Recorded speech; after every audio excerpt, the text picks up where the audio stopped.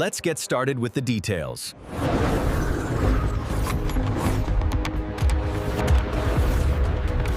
Hollywood spent $200 million on their last blockbuster. This AI made a movie in 60 seconds. Welcome to The Explainer. Today, we're diving into one of the most explosive, dramatic, and frankly, industry-shaking technological shifts in modern history. We're talking about the AI filmmaking revolution. This was that exact moment in time where the barrier to entry for creating literal, cinematic quality video dropped from needing a massive studio lot right down to, well, just a single text prompt. Just think about that staggering gap for a second. On one side, you've got the traditional Hollywood model, right? Hundreds of millions of dollars, thousands of crew members, massive physical sets, and literally years of post-production. And on the other side, an artificial intelligence that can synthesize photorealistic, hyper-detailed video footage in just 1 minute.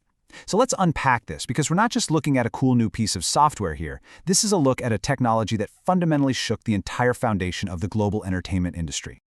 Section 1. The AI Filmmaking Revolution. Enter Sora. Now, the major catalyst for this whole disruption was OpenAI's model Sora. Fun fact, it was named after the Japanese word for sky to kind of signify this limitless creative potential.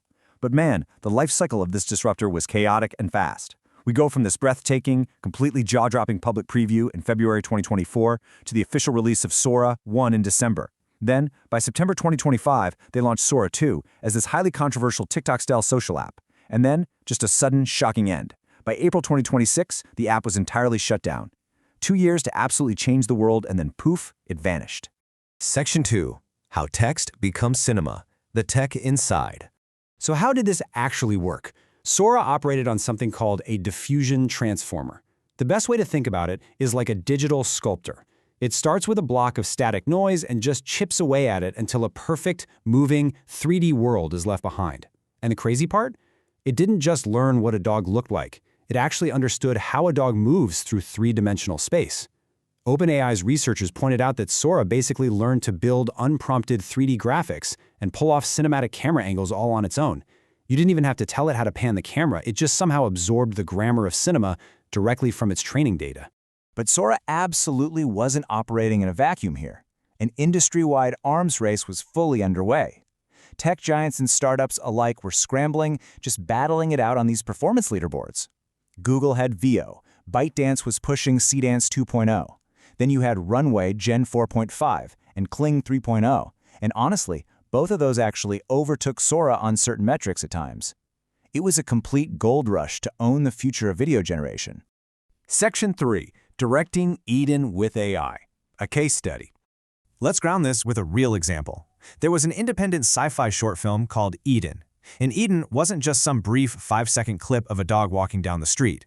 No, it was a fully realized narrative piece that showed exactly how one single person could act as an entire production studio. The human creator spent a month experimenting. They wrote the script, sure, but every single visual was generated entirely by Sora, and the character voices were spun up by OpenAI's audio models. It was this wild, hive-mind collaboration between a human director and a machine production crew. Just imagine having an entire Hollywood studio right inside your laptop. And the creator's workflow brilliantly illustrates how this all functioned. Step 1, you establish your visual style. Step 2, you type in a prompt and tell the AI to generate 4 low-resolution, 480p videos simultaneously, just to quickly test out variations. Step 3, you pick the best one, slightly remix it, and upscale it to high definition. Boom. That's it. That is the new editing room. It's essentially rapid prototyping for human imagination. Now, to be fair, it wasn't a perfect magic wand. The creator of Eden was very open about the flaws. The absolute biggest hurdle they ran into? Maintaining character consistency. Frame by frame, it was tough. Like if your protagonist is wearing a blue jacket with a specific patch in scene 1, the AI might just hallucinate a slightly different jacket in scene 2. So keeping a character looking completely identical from shot to shot was an immense and honestly sometimes insurmountable challenge at that stage. Section 4. Hollywood's billion-dollar panic. Okay, so here's where things get really dramatic. How incredibly fast the traditional industry reacted. When Sora's capabilities were first previewed, billionaire filmmaker Tyler Perry took one look at the tech and immediately halted an $800 million expansion of his studio lot in Atlanta. $800 million! He publicly said that if a computer could just generate a snowy street in Tokyo or a lush jungle on demand, there was simply no need to build massive physical sets anymore. And that studio hall, that was really just the tip of the iceberg. A major study from the Brookings Institution dropped this massive, sobering statistic. Over 100,000 U.S. entertainment jobs were suddenly at risk of disappearing by 2026. We're talking writers, designers, editors, visual effects artists. The entire infrastructure of Hollywood was suddenly staring down the barrel of obsolescence. Looking directly at the data from that Brookings study, 75% of film companies that adopted AI tools immediately saw drastically reduced workloads. And in partially speaking, the economics played out exactly as you would expect. That reduction directly resulted in consolidated roles and ultimately eliminated jobs. The technology was just capable of doing so much of the heavy lifting. Section 5. The Copyright Battleground. As you can imagine, this level of disruption did not happen quietly. The pushback actually started from within the AI community itself. In a pretty dramatic protest against what they labeled art washing, a group of early testers on Hugging Face actually leaked Sora's API key to the public. They released this manifesto declaring, "We are not your PR puppets," which forced OpenAI to temporarily revoke access entirely.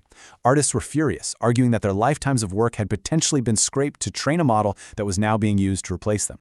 And that grassroots anger quickly bubbled up to the highest levels of global media.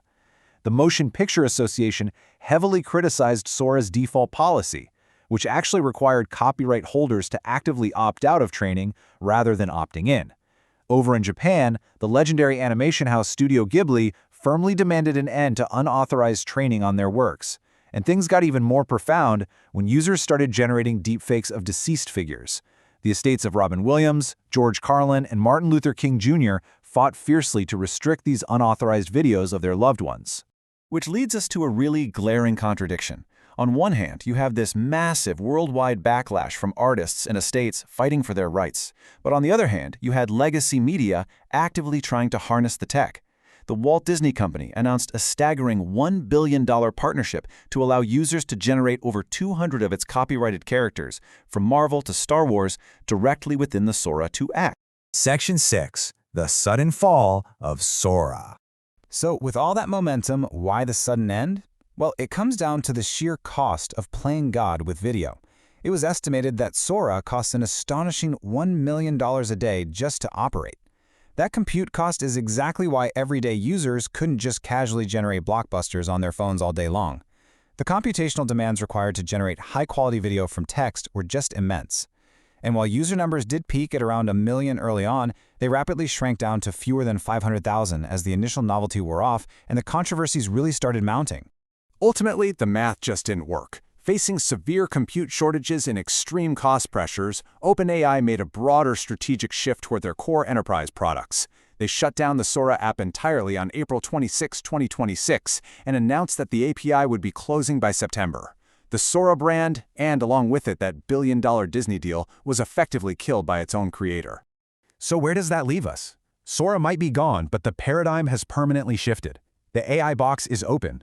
The barrier to entry for cinematic creation has been forever lowered, which means the content you watch, and maybe even the content you could potentially create, will never be the same. The competitors we talked about earlier, they are still running the race, and the entertainment industry will absolutely never go back to the way it was. So what does the future of human creativity look like now? Thank you for joining this explainer, and subscribe to stay ahead.